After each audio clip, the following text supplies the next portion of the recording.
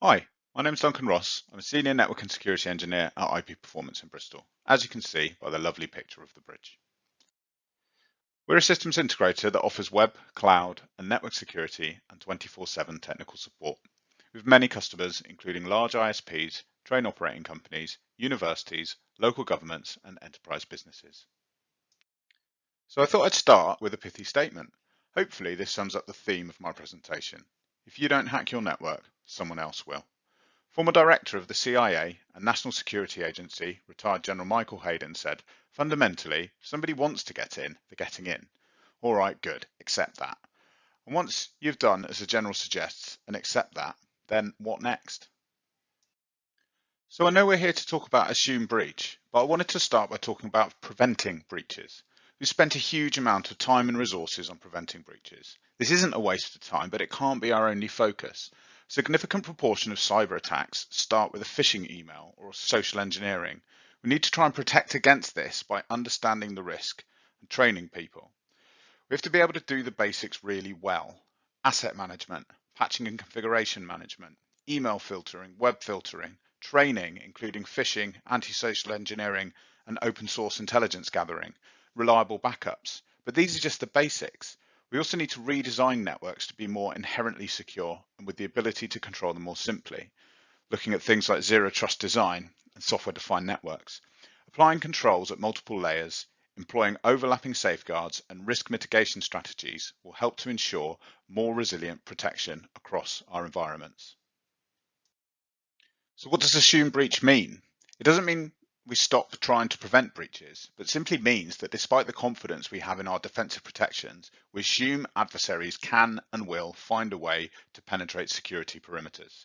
This approach allows defenses to be seen from the attacker's point of view and includes tests to discover and fix vulnerabilities.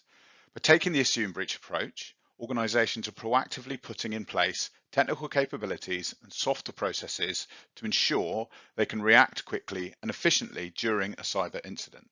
The strategy is made up of three core pillars: war games, centralized logging and monitoring, and penetration testing. The war games can help in the development of playbooks. Having a playbook ready, or as ready as possible, will help the organization survive an attack. In the playbook, there should be clear procedures on what actions need to be taken, how these will be completed, and by whom. The focus should be on restricting or isolating the damage as early as possible. Centralized logging and monitoring is essential.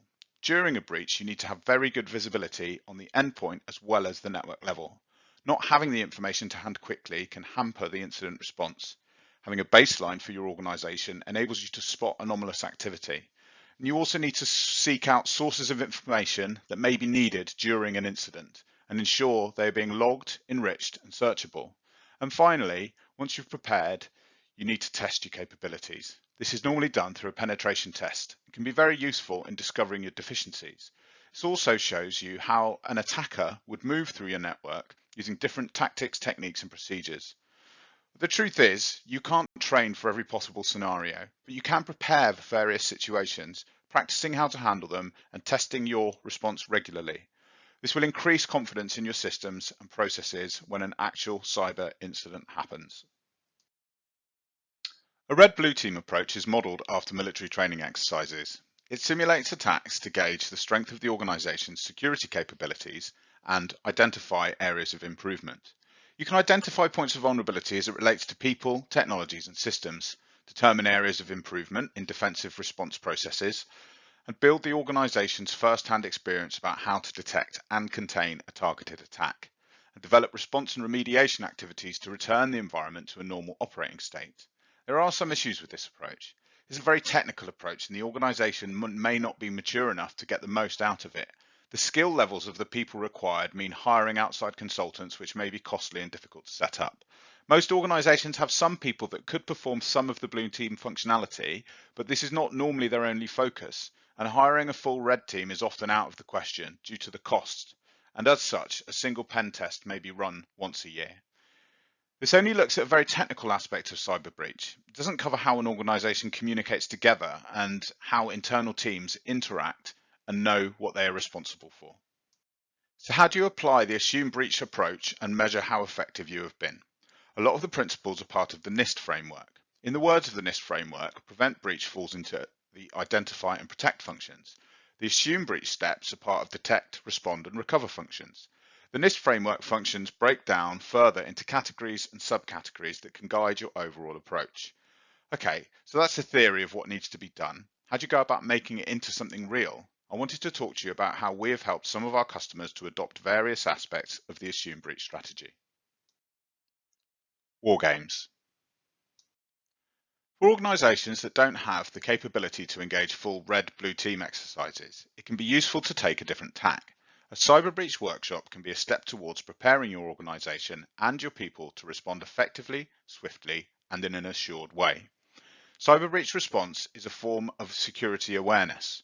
Again, your organisation has probably already conducted some type of awareness training, but a cyber breach response workshop requires your team to be aware of what is expected of them in the event of a potential security incident, what actions and decisions need to be made. Your individual teams or departments may already have plans for disasters, business continuity or technology failures, but what about a cyber incident? Even if they do, are they widely understood? Are they current? And more importantly, have they been enacted and tested? The aim of Cyber Breach Workshop is to provide drills, tabletop exercises and rehearsals for the scenarios that you may face, including ransomware, denial of service, lost devices or data leaks.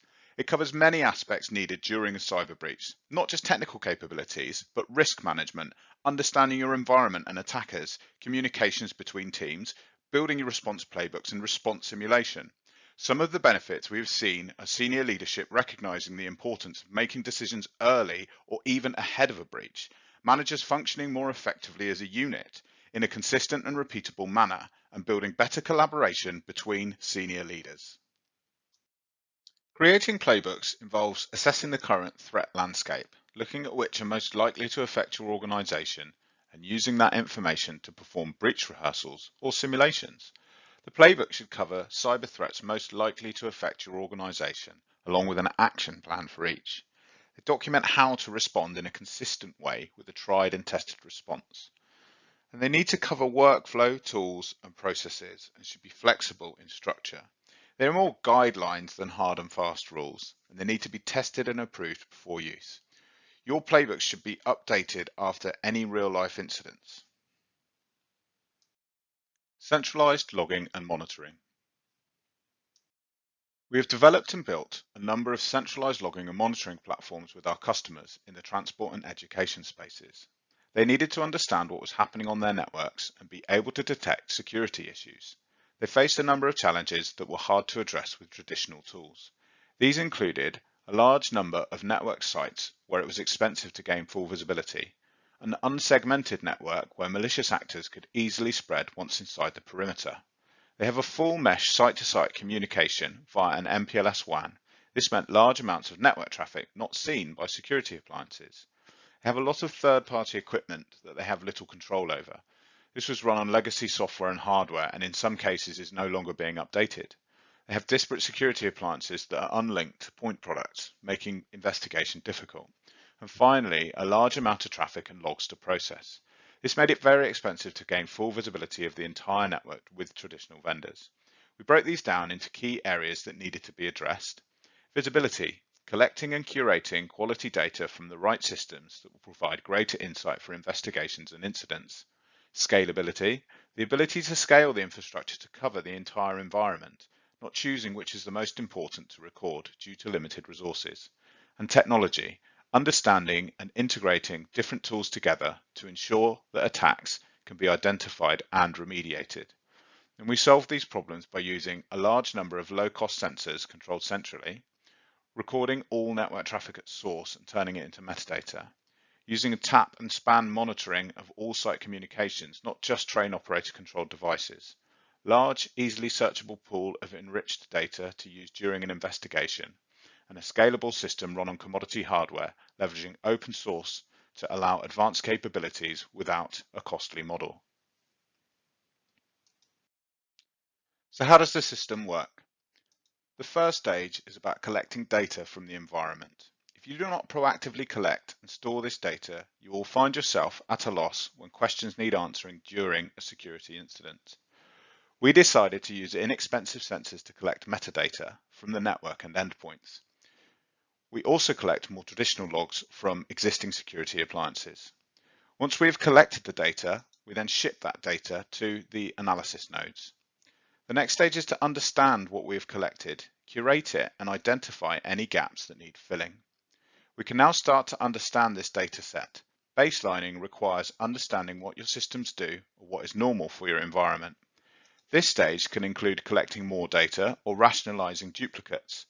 We can write rules about things we expect to happen and what we expect not to happen. Once we have a baseline, we're then able to identify abnormalities in operations.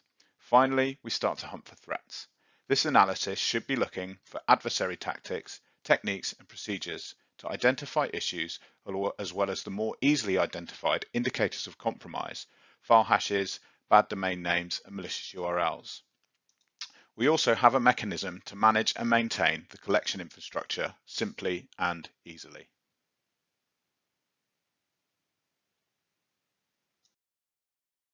So how does this look when we deployed it? The train operator network logically looks fairly standard. Mainline stations have equipment, including servers and endpoint devices, customer information screens, and ticket vending machines. There are lots of smaller stations with WAN connectivity also. All traffic is sent back to the headquarters to egress out of the internet link. Other traffic can also be sent into AWS and Azure. They have perimeter defense appliances and network equipment at the headquarters as well. Sensors were installed at each site and capture all ingress and egress traffic to that site. This is decoded into high-level application traffic like HTTP, TLS, DNS, or SMB. Metadata about the traffic is extracted and turned into highly structured logs. We want information about everything that has happened that may be useful later. The sensors also have intrusion detection software that is looking for known attacks against a signature database. The analysis cluster is built on dedicated commodity hardware at the headquarters. The stack is used to ingest and normalize the data, enrich the data with things like threat intelligence and internal GeoIP information, and visualize the data collected. Data is shipped to the central location from all devices for analysis.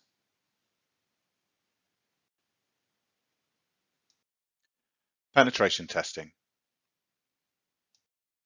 Of the three areas covered by the assumed breach strategy, penetration testing can be the most helpful in identifying issues, but does have deficiencies to be considered.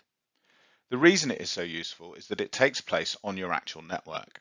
A good pen tester can link multiple low-level vulnerabilities and information collected from the network together to perform a successful attack.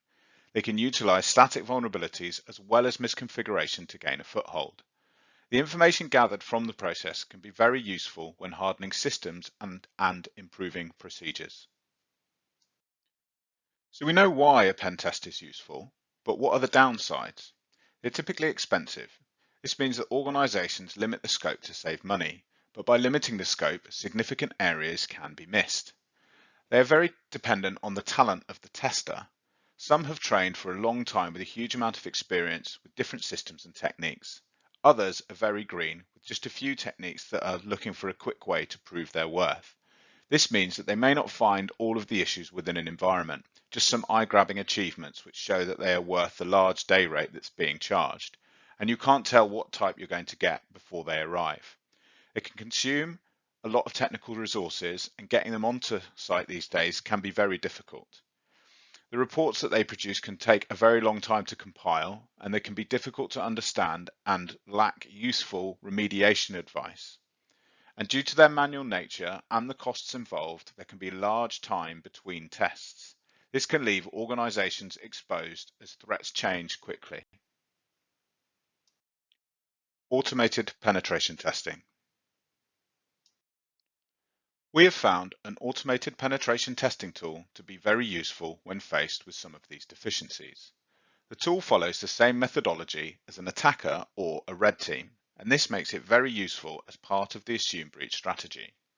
The static phase involves discovery of systems within the network, enumeration of those systems, including what type of OS is on each device, what processes they are running, who the users are, and what patches exist. The tool then analyzes vulnerabilities found to find ones with active exploits against them. The dynamic phase involves ethical exploitation of the vulnerabilities that were found. Post-exploitation involves extracting evidence from the victim, gathering more information from the victim in order to continue with lateral movement. And once the test run is complete, the tool cleans up any remnants of the test and reports can be produced simply. The tool we like to use is Pentera. It is an automated penetration testing platform. It's not a simulation and it runs on your network with no previous information. All it needs is an access port. It differs from a vulnerability scanner in that it discovers vulnerabilities, actively exploits them, and then uses the data gathered to re-attack the network. As it is a machine, it takes an iterative approach, trying to attack the whole environment and looking for any and all weaknesses. It mimics the actual process carried out by attackers, using the same tools, techniques, and procedures, but in a controlled and automated fashion, to overcome the drawbacks of a manual penetration test.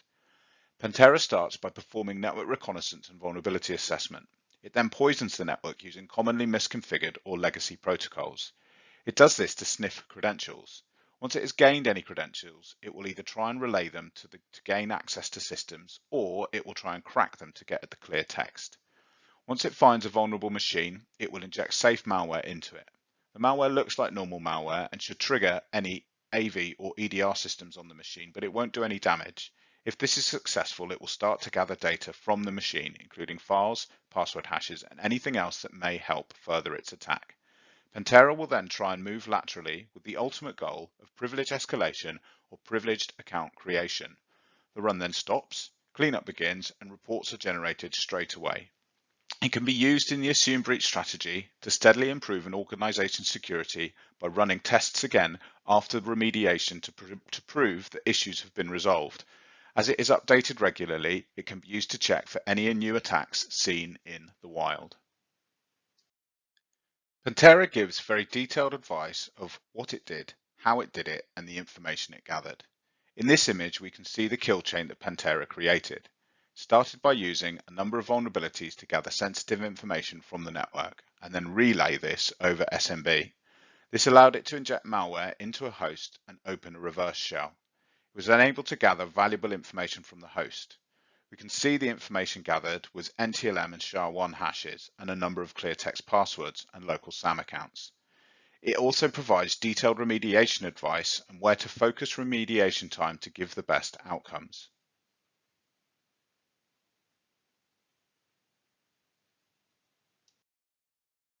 Some of the things that sets Pentera apart from other tools is the fact that it's agentless. It runs from a single machine and all it needs is a network port to access the network and start its test. It will run as black box and you don't give it any information before it starts. It's completely automated. You press play and you can get busy doing other things. It needs very little information to be set up. You simply give it a network subnet, things that it's not allowed to attack, and you can even put in place stops to make sure that it doesn't go too far if you don't want it to. It has harmless exploits, which look like real exploits, but they don't cause the types of problems that normal malware would. But they should also set off any good antivirus or EDR solutions. It has consistent execution. You can run the same tests again and again and check that the corrective actions are working as you expect them to. It has full attack vector visibility, so you can see everything that it did, how it did it, what it gathered, and what went on.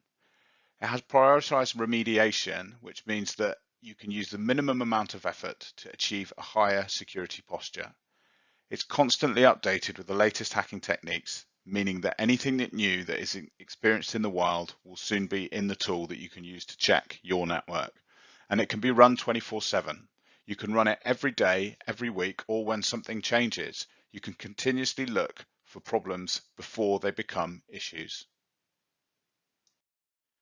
Pentera is able to produce reports about what it found very quickly. It will give a full breakdown of what was successful and also what wasn't successful. This is rolled up into a resilience score that can be tracked over time to see if things are improving. It also creates instant reports for director level, prioritized remediation tasks, and a full resilience scorecard to see where it is best to focus your efforts. Thank you for listening to my presentation. My name is Duncan Ross. I'm a Senior Network and Security Engineer at IP Performance. I can be contacted on dross@ipperformance.co.uk. Questions?